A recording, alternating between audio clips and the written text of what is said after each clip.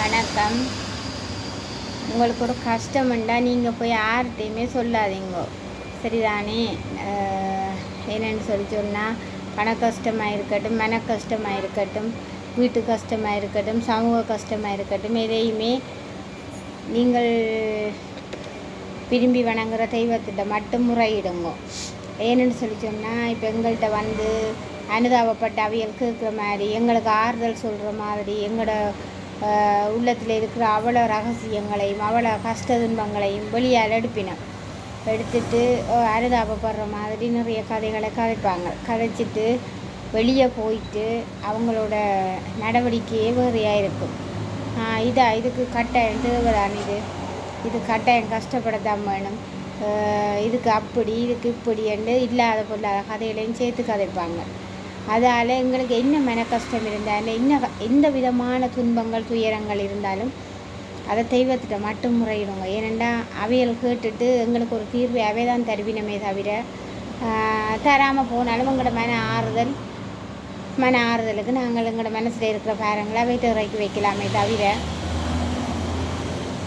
பொய்யான வேஷங்கள் போட்டு பொய்யான பாசங்கள் காட்டி நடிப்புகள் நாடகங்கள் போட்டு கொண்டு வர வீட்டை வந்து நாங்கள் உண்மையாக இருக்கக்கூடாது, விசுவாசமாக இருக்கக்கூடாது.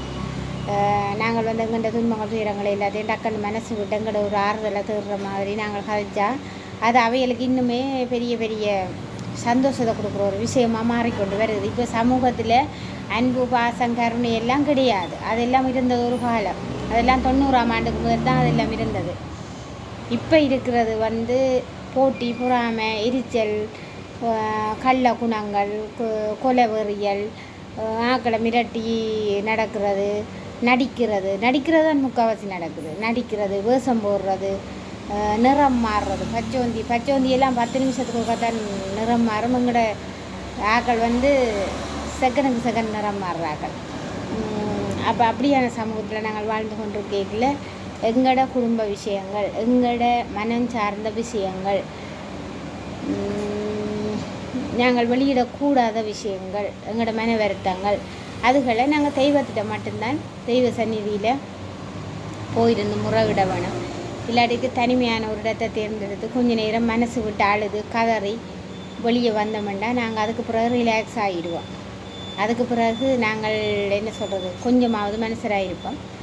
அதுக்காக இன்னொரு உதவியை தேடி ஒரு காலமே போயிடாதீங்க.